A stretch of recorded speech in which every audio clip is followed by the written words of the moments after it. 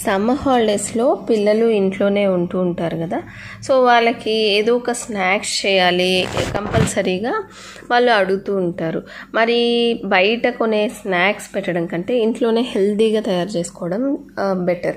మరి హెల్తీగానే ఉండాలి, పిల్లలకి నచ్చేలాగా ఉండాలి కదా. సో అందుకనే నేనైతే ఈ సమ్మర్ హాలిడేస్లో ఇలాగ రుపిన్ కోసం అయితే చాక్లెట్ వేఫల్స్ని అయితే తయారు చేశాను. దీంట్లో అయితే మైదా అస్సలు యూజ్ చేయలేదు, అలాగే షుగర్ అస్సలు యూజ్ చేయలేదు. సో ఇంట్లోనే మైదా కాకుండా గోధుమ పిండి మల్టీగ్రెయిన్ ఫ్లోర్ ఉంటే నా దగ్గర, సో ఆ మల్టీగ్రెయిన్ ఫ్లోర్తో ఇదైతే చేశాను. సో 1/4 కప్ అయితే మల్టీగ్రెయిన్ ఫ్లోర్ తీసుకున్నాను.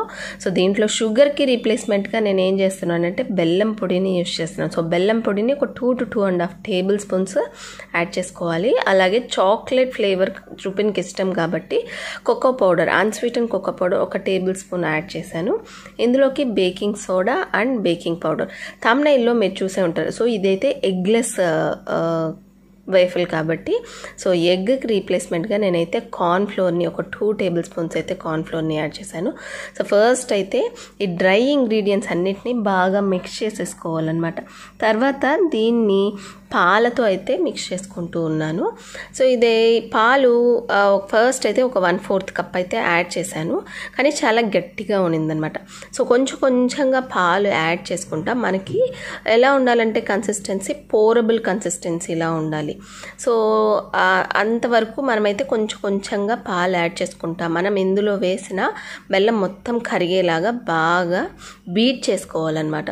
సో అప్పుడే మనకి వేఫల్ అనేది చాలా సాఫ్ట్గా వస్తుంది. ఎగ్ లేకపోయినా చాలా టేస్టీగా ఉంటుందన్నమాట. సో చూపిస్తున్నాను కదా.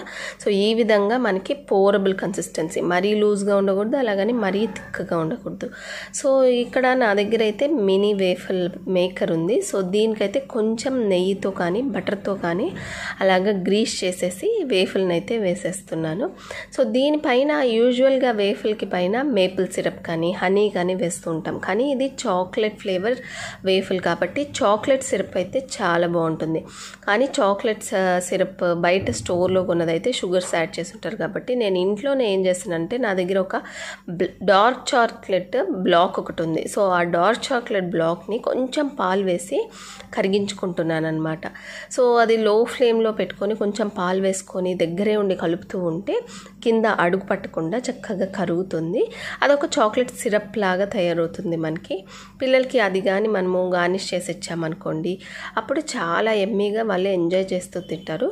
సో అది కరిగేలోపు వేఫల్స్ చెక్ చేస్తూ ఉన్నాను. ఒక 5 minutes అయితే పడుతుంది వేఫల్స్ పర్ఫెక్ట్గా కుక్ అవ్వడానికి. సో ఆ లోపల కొంచెంగా పాలు యాడ్ చేసుకుంటా, మరీ లూజ్గా కాకుండా మరీ థిక్గా కాకుండా చాక్లెట్ సిరప్ని అయితే రెడీ చేసుకుంటూ ఉన్నాను.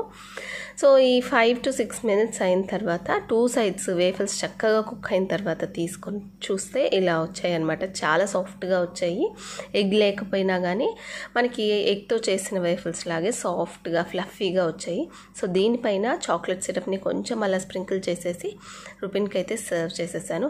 సో మీరు కూడా ఈ సమ్మర్లో మీ పిల్లలకి ఈ రెసిపీని అయితే డెఫినెట్గా ట్రై చేయండి.